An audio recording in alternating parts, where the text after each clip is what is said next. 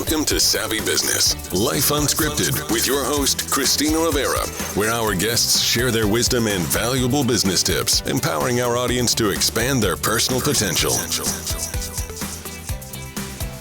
Hi, Brian Sallade. Welcome to Savvy Broadcasting, Life Unscripted. I'm so grateful to have you here this wonderful Saturday afternoon. How are you? I'm doing fine, thank you. How are you? I'm doing fabulous. You're going to help our businesses out there. A lot of them have just started to get back into the rev of things after many states and places have been on shutdown. And you're going to help our audience navigate and understand, help them prevent deadly workplace disasters and events. We'd like that. We've seen that in the news and YouTube videos of disasters happening. And you work with a wonderful group and the CEO and president of Kinsmen Group, just helping engineers do just that. But I want you to share with our audience a little bit about your backstory and how you came to creating and working with Kinsmen Group. Sure. So I've been in this field mostly for about 30 years or more. And the original business was around managing engineering documentation many years ago. We developed software that enabled pharmaceutical companies to comply with certain federal regulations and helped many large process manufacturing companies manage their engineering documentation. A software company that did that actually acquired that company then. And I managed North America operations for that company for about 8 years after that. They were then acquired by a venture capital company. And a couple years after that, it was a good opportunity for me to venture out again and start Kinsmen Group. And we are now partners with that same software company and other companies as well. Wow. So did you study engineering way back when? Are you an engineer as well? I'm not an engineer, no. I have always worked with engineers. I always had the engineering brain. I got into college for engineering and switched over to business while I was in college. Yeah. I'm sure that helped, though, getting an understanding.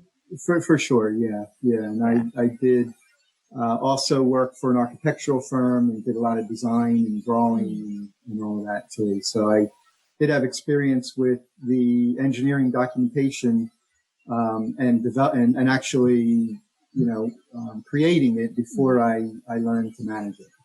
Well, it's interesting. I think there's the lost people who make stuff happen, or the engineers. I mean, they're so necessary. They're the make it happen people that we don't pay attention to, that are so necessary. But you're here to talk about how does it help prevent deadly disasters and work events. I never even thought of that topic and how that could possibly happen. And then my husband's like, oh, yeah, really check this out on YouTube. So there are some horrible events that happen. Share your expertise on that. Sure. Mm-hmm. Artificial intelligence and machine learning really has been around for a long time. It's maybe been in the last handful of years that I think people are putting that technology together with other technology and really finding ways to leverage it and add more value in the business environment. I think before that, it was, pretty much in the labs and being experimented with. Some of the earliest forms of AI are probably everyone's experience with Amazon.com and even 25 years ago, buying books from them. They were doing that. And today you can see a lot of other forms of it, but also similar to what you even see more of today with Amazon and other large companies too, right? As it relates to engineering information, though, we found ways to make it easier for people to find the information that they need to improve safety, productivity, compliance with different regulations. And the more complex an environment is and the regulations around it, the harder it is, the more expensive it is to comply and to be as safe as possible. That we today just have so much data coming from so many different directions that it's often hard to leverage all that data. It's just too much, and people often don't know which data is the most useful and when it'll be the most useful. So having tools that help figure that out in the background without forcing individuals to figure that out and make those decisions has helped organizations a lot. And so some practical examples are to be able to crawl through a lot of this data and look for the data that the applications know to be most useful and related to safety, for example. And when you're in a certain environment, say a large process manufacturing environment, and have a big plant and all of the data on that plant and the equipment and the chemicals in a chemical plant, then to know the different rules around keeping people safe, for example, in fires, or when chemicals are mixed. And when someone is out in the field replacing a piece of equipment in the plant, you need information to be as safe as possible. And a lot of times it's just not available. And usually through no fault of someone's, but maybe there's just so much data, it's just tough to keep up with it and make it available, when it's supposed to be. Well, today, these tools in the background are able to look at all these different sources of information and present that information based on someone's role and the use case or what they're doing. Yeah.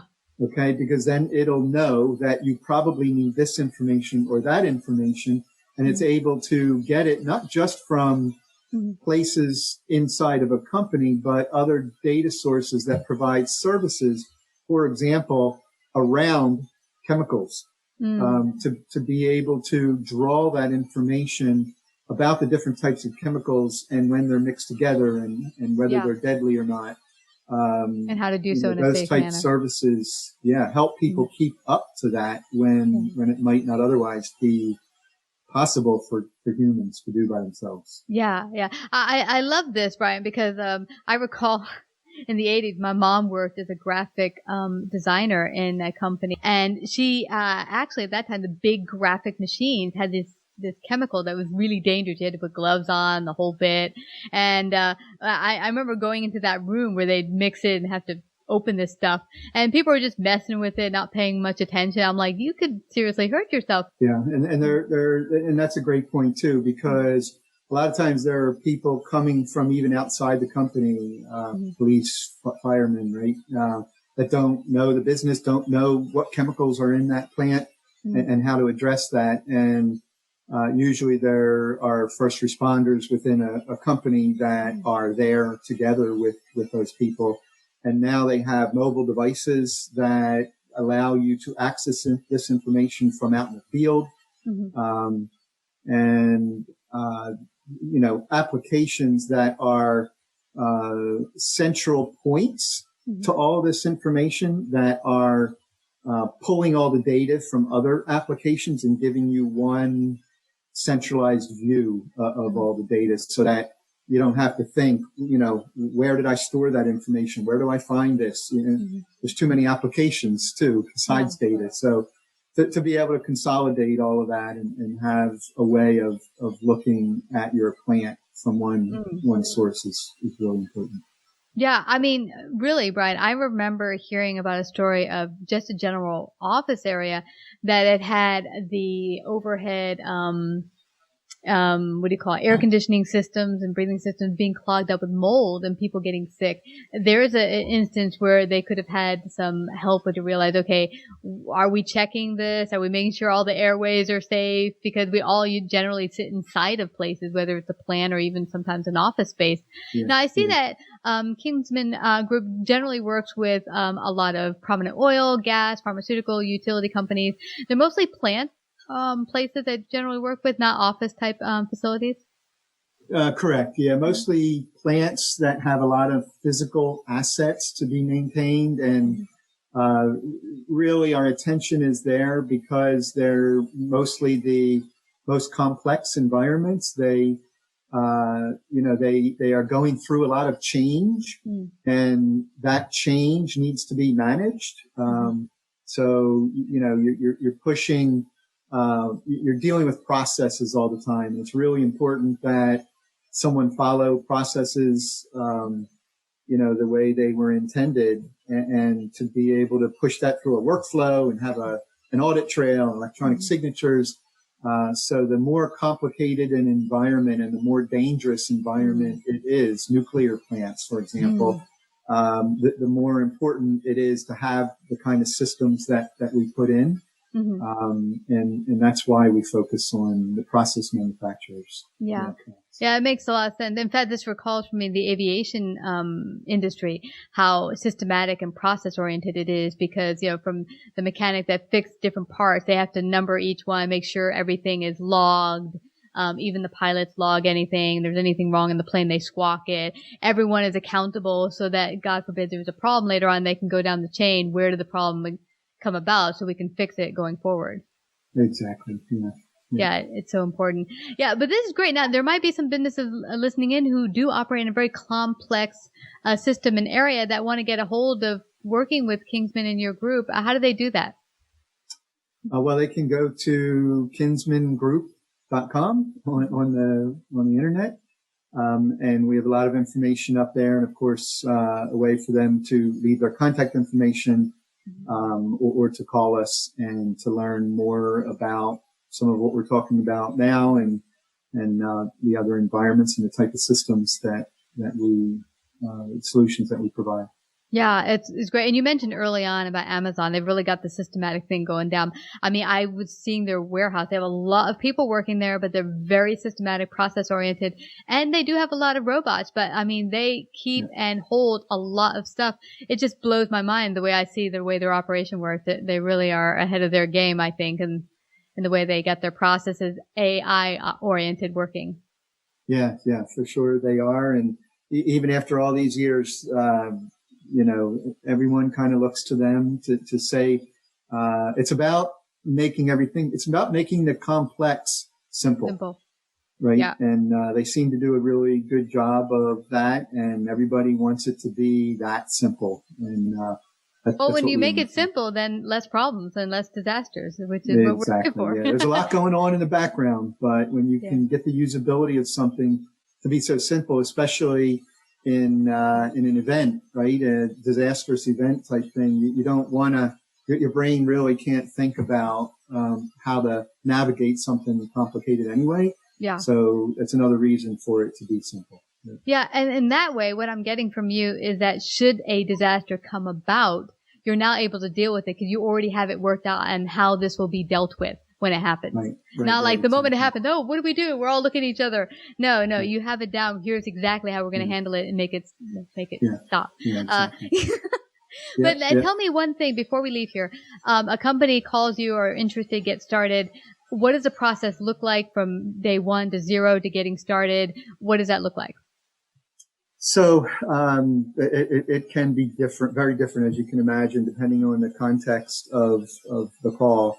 More often than not, there's a couple of types of projects we find ourselves doing most of. And one would be going into a company and repairing or renovating what they already have. A lot of times people have put a system in either years ago or it didn't yield the results that they were hoping for. And so with our expertise of all kinds of systems, we'll go in and help them figure out what went wrong. So we'll do a gap analysis to figure out, what the system was supposed to do for them, what it does and what it's not doing, and then how to fix that. And then the other is a maturity assessment. So that assessment will allow us to go in and work with an organization to figure out what problems they are trying to solve and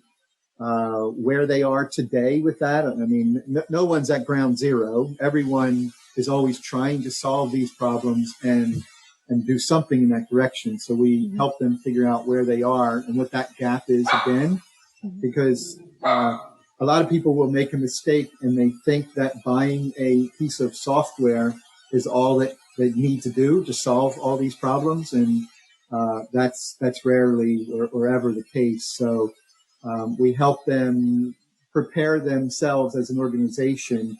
Software is almost always a part of it, but never the magic or silver bullet. And so we'll help them figure out what's needed before they implement the system.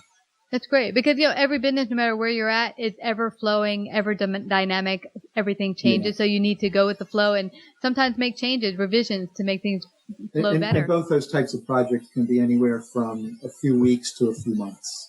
Awesome. Well, everyone can go to Kinsmen, which is KINSMEN group.com, correct? Exactly. Yes. Perfect. Awesome. Awesome. Yeah. Well, this has been a pleasure speaking with you today, Brian. Thank you so much for sharing this very important thing. I know there's businesses out there that could use your services, and you guys can help them. So thank you so much for coming to Savvy Broadcasting today. Okay. Yes. Thanks very much. It was nice talking to you. Thank you. Like, subscribe, and share this episode. To listen to more savvy episodes and savvy biz tips, go to www.lifeunscriptedradio.com. To find out about our paid sponsorship opportunities or how to become a guest, email Christina at lifeunscriptedradio.com.